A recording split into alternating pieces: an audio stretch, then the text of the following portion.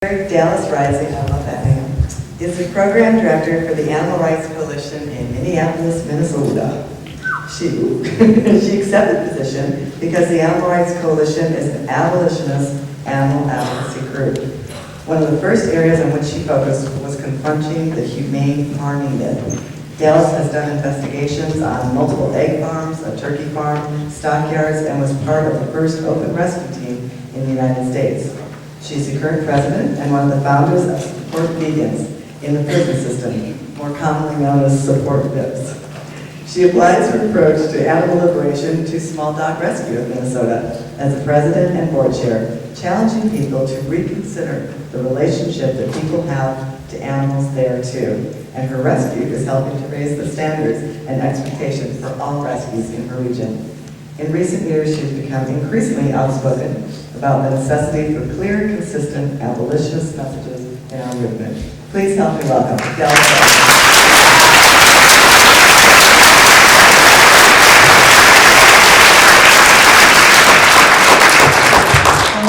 Great. I am so excited to be up here. It's my first time speaking at a plenary. I know I've spoken. You probably already know that because I bet you to show up to listen to me. So thank you for being in your seats. It really is a true honor to be up here and to be able to speak about something that I'm so passionate about, especially in this time where our freedom of speech is being compromised, courtesy of the AETA, which we've heard so much about earlier. Some groups in our movement are starting to censor their events. And I actually wanted to give a presentation similar to this one at a conference held in Minneapolis, my hometown, just a mile from my office, but my proposal was rejected because of the content. So I really just want to take a moment to appreciate and acknowledge Alex and Dawn and the rest of the people that put this conference together.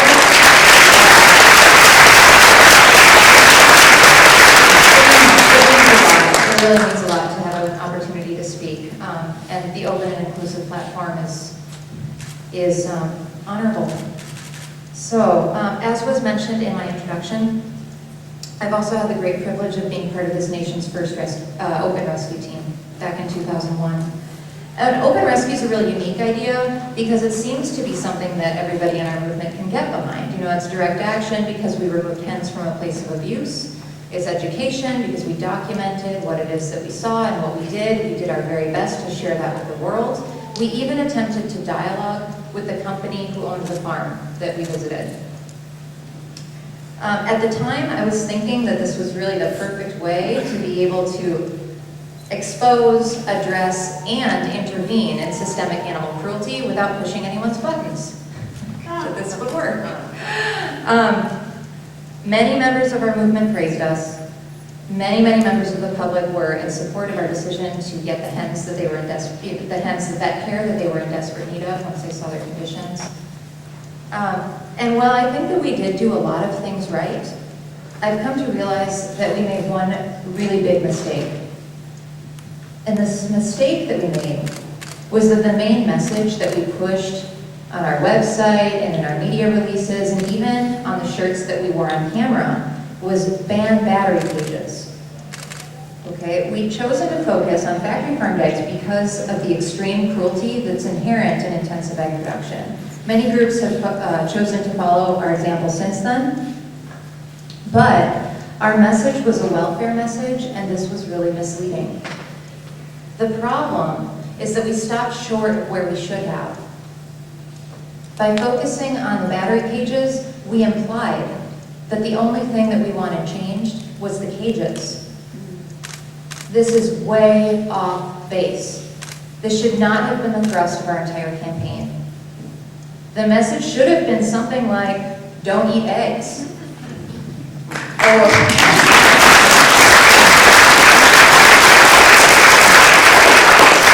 go vegan, that would have worked too.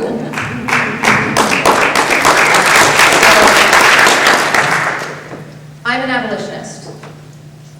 And let me just take a moment to clearly define what it is that I mean when I say I'm an abolitionist.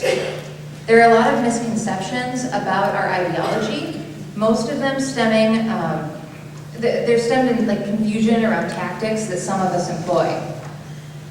While other panel members are going to be speaking in more depth about tactics, and going, speaking in depth about that, I do think it's necessary to clear up some of this confusion right now so we can all be on the same page from here on out for the rest of my talk anyway.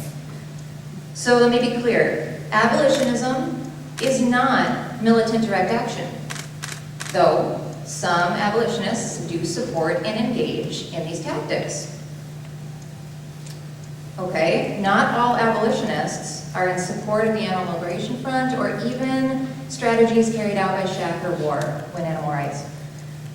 Some even disagree with the need for these tactics at all. Now, abolitionism doesn't call exclusively for education-based efforts either, though many of us do support and engage in these tactics. But not all of us believe that animal liberation can come about solely through these efforts alone.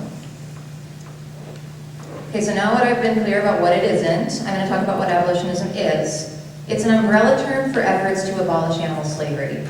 It can be applied to any tactic, from direct action, to humane education, to legislative efforts, to protests, as long as they are rooted in eliminating animal cruelty and not only regulating it.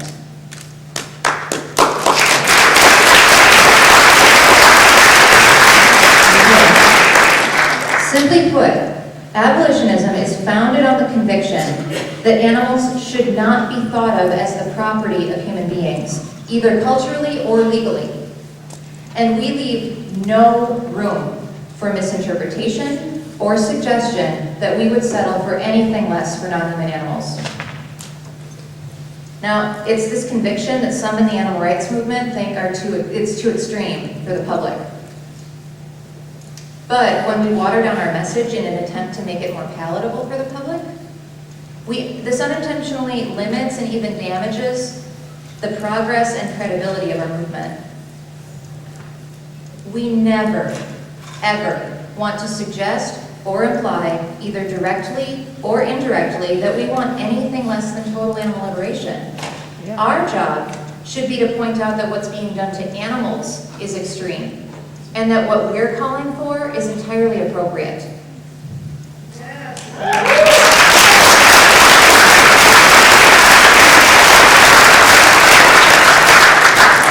shorten the claps, I don't have a lot of time. Another argument used against abolitionism is that our stance is divisive of the movement. We divide the movement, that we're all or nothing. But abolitionists have always believed that it's going to take a variety of methods and tactics to achieve animal liberation, and we believe that this will happen incrementally. We've embraced education and legislative efforts that are rooted in eliminating, not simply regulating, the abuse of animals. However, some animal welfare advocates have gone out of their way to condemn, alienate, belittle, and discriminate against abolitionists. The rejection of my workshop is just one small example of this. So perhaps the most frequently used and most distressing to me argument that's used against the abolitionist approach is something that many of us have heard lately. We've heard it a lot. That we should be supportive of every effort to help animals now, no matter how minor it might be. Now, some claim that these small improvements are steps on the path to animal liberation, but this claim ignores the rather large consequences of these minor improvements. In fact, helping animals in small ways can actually hurt them in bigger ways. Whoa. Let's take a second to wrap your mind around that. For example, I'll put this in real life. Animal welfare improvements in the British veal industry resulted in a new product called rose veal. Now, this product differs from conventional veal in that it's produced in a slightly less cruel fashion and that there's no confinement of calves in veal crates. Now, after some media attention and the applause of a large animal advocacy group in Britain, veal sales increased by 45% in the first supermarket to carry it. 45% increase. And we're seeing a very similar thing happening over here in the United States with regard to cage-free eggs. Now, these eggs are marketed as a humane alternative to conventional eggs, and advertisements for cage-free eggs are all over the place. People gladly pay a premium for a product that they believe is produced humanely. They're still ignorant of all the other cruelties involved, aside from the cages. And this perpetuates the myth that animal foods can be produced in a humane way, which we know is not true. The animal welfare approach sometimes prescribes working in cooperation with animal industries to achieve minor improvements for animals, although frequently they misleadingly call these minor improvements significant. This approach is great for the industry, it's great for animal welfare groups, but it is not great for the animals. One notable example of this approach was the touted victory with Smithfield Foods. In 2007, Smithfield Foods agreed to phase out the use of gestation crates for their sows by the year 2017. Okay, they had a 10-year deadline to do this. But just a few weeks ago, Smithfield made an announcement that they're indefinitely postponing this phase out due to some economic concerns that they have. So, all right, but what happened is, if you look at it, the animal welfare groups got a victory. They could put on their fund appeals. Smithfield got Smithfield got the benefit of appearing to be concerned about the welfare of their sows. The animal, and they also got a lot of free advertising from animal welfare groups in the press. But what happened for the sows? Like, what happened about them? Nothing changed for them. It may never change for them. It's indefinitely postponed. Perhaps worst of all, the most harmful consequence of the argument that we should be supportive of every effort to help animals, even if it's in minor ways, is that it actually legitimizes the idea that animal slavery is a necessary evil that's simply in need of improvement. This approach is it's downright offensive, okay? It fails to challenge the speciesist ideology that's inherent whenever we use animals for our own pleasure, amusement, convenience, or simply out of habit. Our mission is to eliminate cruelty. That's the bottom line. Eliminate animal cruelty, not alleviate it, definitely not to regulate it. No law regulating or lessening cruelty to animals addresses or challenges the core issue that they would still be considered the property of a human being. And while it is critical that there be a universal agreement that other animals can and do suffer, animal suffering isn't the core issue here. Animal use is the core issue. By focusing exclusively on simply reducing the suffering, we open up this debate about how to use animals in a humane way, right? We're not even confronting the bigoted belief that they're ours to do with as we please in the first place. It's because of this ethical disconnect that animal welfare is not a path to animal liberation. Every dollar, every hour spent pursuing a welfare effort is a dollar and an hour not spent pursuing the most fundamental and important message of our movement, the message we should have been doing with the Open Rescue Campaign, and that is that animals matter for their own reasons.